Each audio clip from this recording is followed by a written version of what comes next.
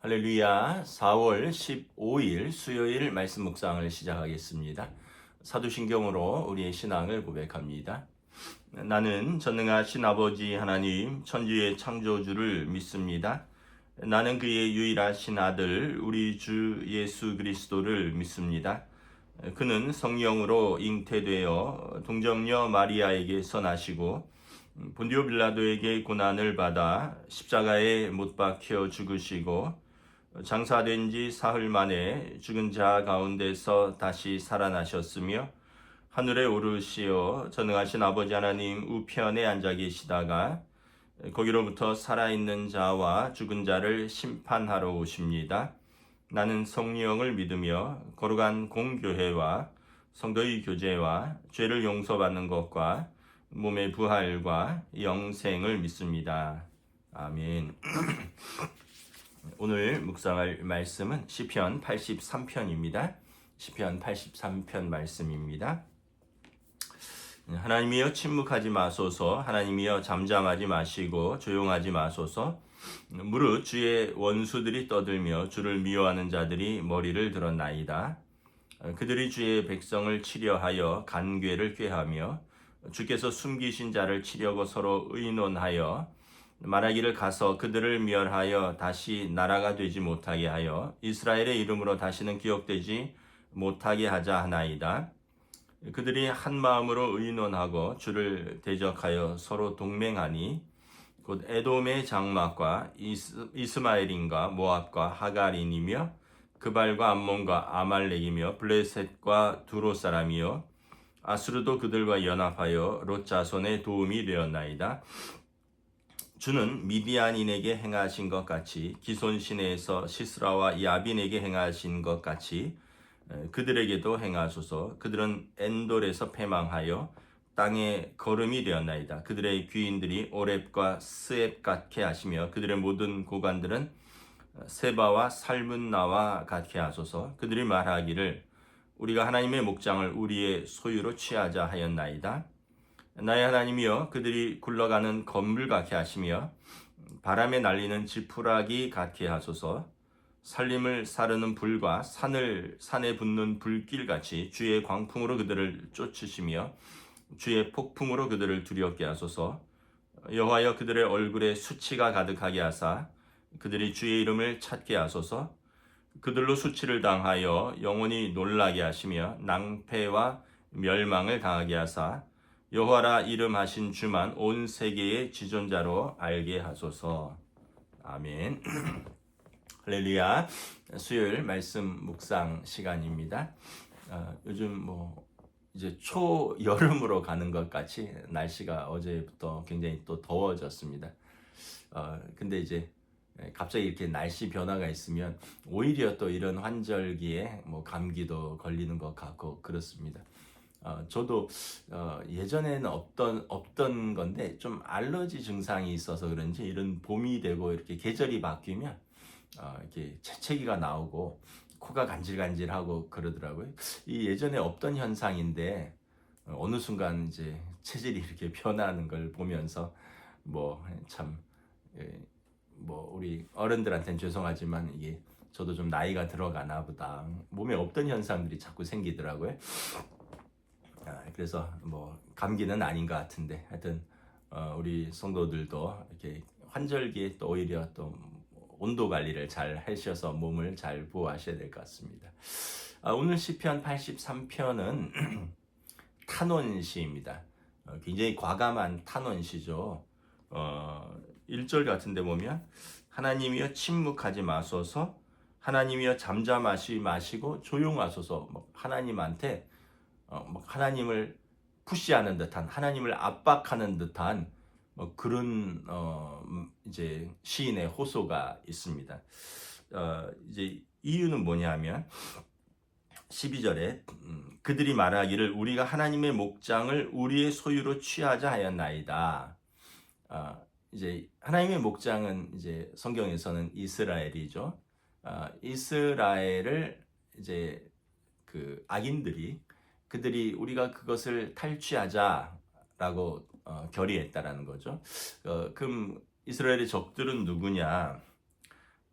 6절부터 이제 9절에 보면 에돔의 장막과 이스마엘인과 모압과 하갈인이며 그발과 암몬과 아말렉이며 블레셋과 두롯 사람이요 아수르도 그들과 연합하여 롯 자손의 도움이 되었나이다.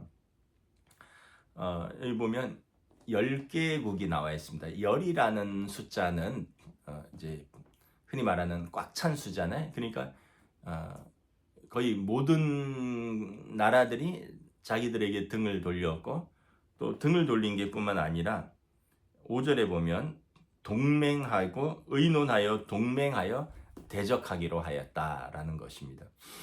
특별히 여기 보면 아수르도 그들과 연합하여, 그러니까 대부분 이제 사실은 팔레스틴 인근에 이제 우리가 흔히 말하는 이제 근동에 있는 나라들인데 아수르는 이제 저쪽에 중동에 있는 좀 한참 떨어져 있는 나라들이죠. 그러니까 이제 가까이에서는 이렇고 멀리에서는 아수르까지. 요즘으로 말하면 이스라엘이 레바논하고도 전쟁을 일으키고 있고 또 멀리에는 이란과도 전쟁을 하고 있잖아요.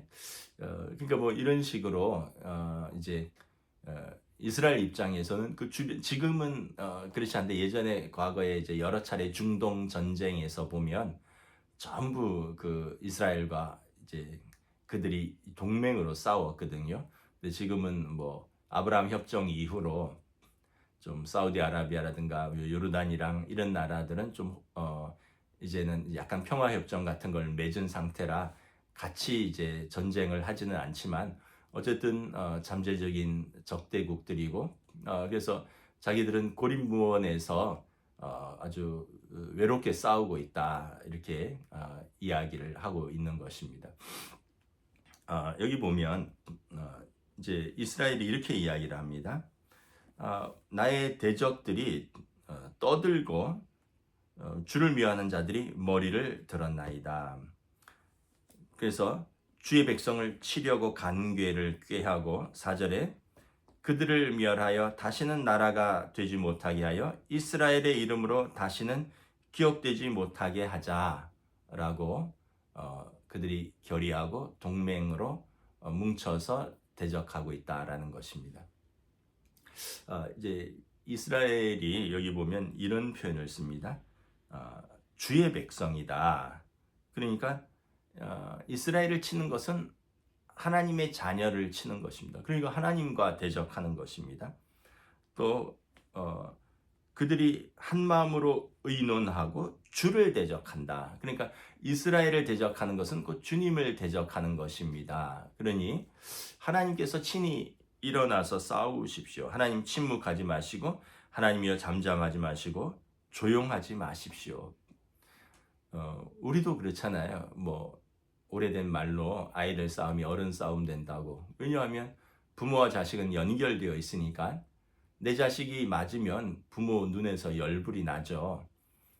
마찬가지로 내 자식이 억울하면 또 부모가 그걸 풀어줘야 되고 이스라엘은 하나님의 백성이니 하나님께서 주의 백성을 멸하려는 자들은 하나님을 대적하는 자 아닙니까? 그러니까 하나님께서 친히 일어나셔서 그 대적들을 그 10개의 동맹들을 친히 치셔야 되는 것 아닙니까? 라는 거죠. 그래서 9절에 보면 주는 미디안에게 행하신 것 같이 기손신에서 시스라와 야빈에게 행하신 것 같이 그들에게 행하소서. 엔돌에서 패망하고 그들이 오렙과 세입같이 세바와 살문나 같게 하소서. 미디안의 전쟁에서 드보라에게 이 사람들이 패했잖아요. 또 기드온에게 패한 왕들과 장수들입니다. 그러니까 사사기 시대에 미디안이 쳐들어왔을 때 드보라가 일어나서 그들을 물리치고 기드온이 일어나서 그들을 물리쳤던 것처럼 하나님께서 친히 하나님의 사람들을 돌보시고 보호하여 주시옵소서라고 이제 하나님께 탄원하는 것입니다. 그러면서 13절에 나의 하나님이여 그들이 굴러가는 건불 같게 하시며 바람에 날리는 지푸라기 같게 하소서. 건불하고 지푸라기는 뭐 이렇게 세력이 있는 것처럼 보여도 바람 불면 휙 날아가는 거잖아요. 또 불 붙이면 그냥 타버리는 것이고, 그래서 살림을 사르는 불과 산에 붙는 불길같이 주의 광풍으로 그들을 쫓으시며 주의 폭풍으로 그들을 두렵게 하소서. 하나님의 바람이 부시면 그들이 쫓겨나가고 주님의 바람이 불면 그들이 두려워하게 된다라는 것입니다. 그래서 여호와여 그들을 쫓아내사 그들의 얼굴에 수치가 되게 하시고 그들이 수치를 당하며 낭패와 멸망에 당하게 하소서. 그리하여 여호와께서 온 세계의 지존자로 있게 하심을 알게 하소서.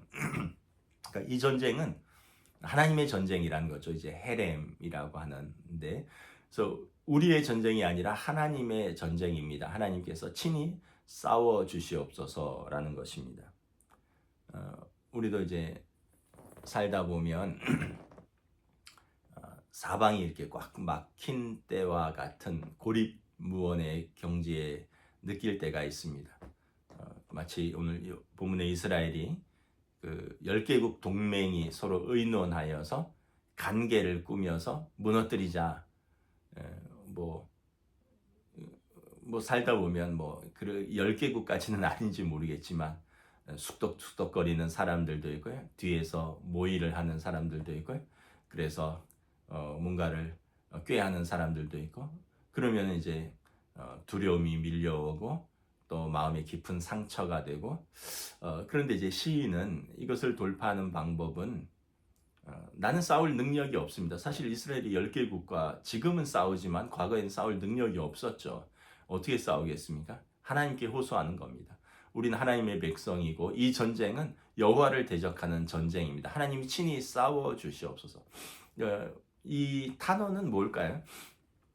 기도입니다. 기도. 우리는 사람과 직접 싸우는 사람들이 아니라 우리는 기도하는 사람들입니다.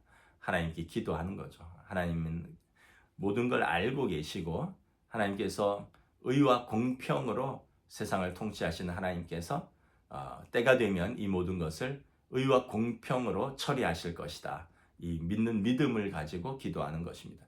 당장 나는 어떻게 할 수 없지만 하나님을 신뢰하기 때문에 무너지지도 않고 염려와 두려움이 있지만 그렇다고 절망하는 것도 아니죠. 왜냐하면 하나님께서 나를 떠나지도 아니하고 버리지도 아니하신다 약속하셨고, 하나님은 살아계시고 공의로운 하나님이시기 때문에 반드시 이 불의를 바로 잡을 것이라는 것을 믿기 때문에 하나님께 호소하고 기도로 돌파하는 것입니다. 저와 여러분들이 이렇게 살아가면서 기도해야 될 이유들이 참 많이 있습니다. 때로는 이제 본인의 어떤 여러 가지 갈급함과 결핍과 당면한 고난과 또 어려움, 문제들로 기도해야 되고요. 때로는 우리 가족들, 특별히 자녀들, 또 아까도 말했듯이 부모와 자녀는 연결되어 있으니까 자녀들이 또 살아가면서 자녀들이 실수할 때도 있고 자녀들이 실패할 때도 있고 또 자녀들도 또 때로는 어려움과 고난과 또 그들도 어떤 알 수 없는 이유로 또 당하는 어려움들도 있잖아요. 그때 우리가 대신 싸워주는 게 무엇일까? 우린 기도하는 것이죠. 그래서 중보기도가 참으로 연약한 자들을 위해서 하나님과 그 사람 사이에 서는 것이잖아요. 그래서 우리는 항상 기도하는 것이 우리가 하나님 앞에서 문제 해결의 방법이고 또 우리가 하나님 앞에서 이 기도로 이제 문제를 돌파하는 것이죠. 그리고 우리의 믿음은 하나님은 살아계시다는 것, 하나님은 의로운 자에게 상 주시고 악인은 심판하신다는 이것이 우리의 믿음인 것입니다. 이거와는 좀 별도로 최근에 좀 이스라엘의 행보가 굉장히 실망스럽습니다.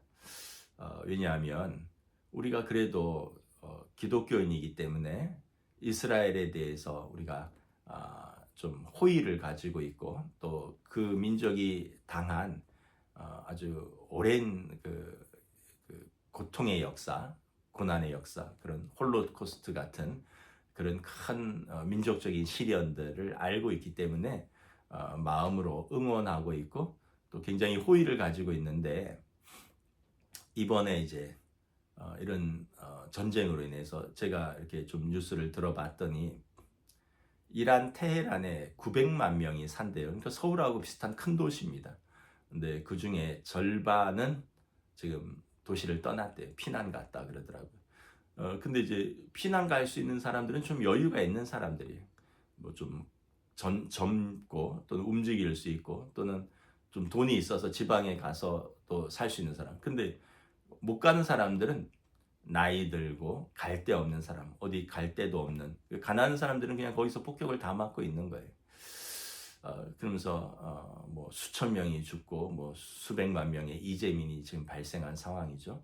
레바논도 마찬가지입니다. 레바논도 우리가 레바논도 이렇게 보면 뭐 헤즈볼라라는 무장 단체가 이스라엘과 대립하고 있어서 그 헤즈볼라의 거점인 레바논을 폭격하지만 레바논은 과거에 그 이제 영국, 프랑스 이쪽 식민지가 그 중동 지방을 다스릴 때 프랑스가 철수하면서 대통령은 기독교인만 한다라고 또 정해놨어요. 근데 이제 그 헌법이 좀 이상하다 그러더라고요. 뭐 여러분 좀 공부해 보시면 레바논의 대통령은 기독교인이 하고 국무총리는 시아파가 하고 국회의장은 순위파가 하고 이런 식으로 다 종교별로 계파별로 정권을 나눠놨습니다. 그러니까 이게 하나 될 수 없는 나라더라고요. 그리고 이 종교 갈등이 아주 극에 달한 나라입니다. 이게 법으로 그렇게 해놓은 다음에 해놓은 바람에 기독교인만이 대통령이 될 수 있고 그러면서 이제 남부 지역에 있는 헤즈볼라가 굉장히 큰 세력이거든요. 그러면서 이제 레바논에도 지금 굉장히 지금 폭격을 연이을 가하고 있는데 이제 세계의 여론이 네타냐후 총리 때문에 이스라엘을 좀 심정적으로 미워하게 되고 있습니다. 사실은 전쟁이 없었으면 이스라엘은 항상 피해 국가였거든요. 역사적으로. 근데 지금은 가해 국가가 되고 있습니다. 가해자가 되고 있어요.